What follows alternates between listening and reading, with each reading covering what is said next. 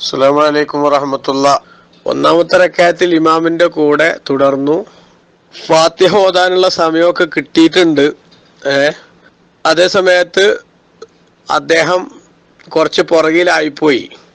എന്നാൽ ആ റക്അത്ത് കിട്ടാൻ അത് പറ്റുമോ പറ്റൂലേ എന്നാണ്.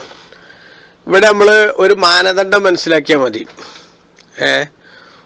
ഇമാമിന്റെ കൂടെ നിസ്കാരത്തിൽ പ്രവേശിച്ചതിനു ശേഷം ഫാത്തിഹ ഓതാൻ സമയം കിട്ടിയ ആള്, ആ സമയം കിട്ടുന്ന ആളെ സംബന്ധിച്ചിടത്തോളം അയാൾക്ക് ഫാത്തിഹ ഓതിപ്പോയാൽ മതി.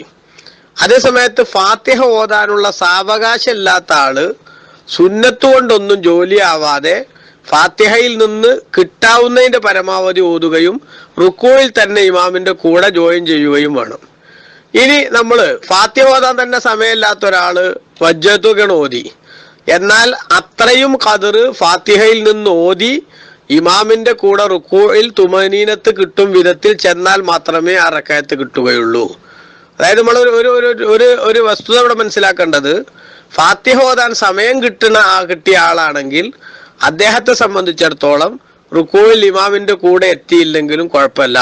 ആ സമയത്ത് ഫാത്തിഹ ഓതാൻ സമയമില്ലാത്ത ആള് റുക്കൂയിൽ ഇമാമിന്റെ കൂടെ എന്താക്കണം, അവന് കിട്ടാവുന്നത്ര ഓതിയാൽ മതി. അതുകൊണ്ട് തന്നെ ഫാത്തിഹ ഓതാൻ സമയം കിട്ടുമല്ലേന്ന് ഉറപ്പില്ലാത്ത ആൾക്കാരാണെങ്കിൽ സുന്നത്ത് കൊണ്ടൊന്നും ജോലിയാവാതെ ബിസ്മി മുതലാണ്ട് ആരംഭിക്കുകയും കിട്ടിയത് ഓതിയിട്ട് ഇമാം റുക്കൂയിലേക്ക് പോകുമ്പോൾ ഒപ്പം പോവുകയും ചെയ്യുകയാണ് വേണ്ടത് എന്ന് സൂചിപ്പിക്കുന്നു.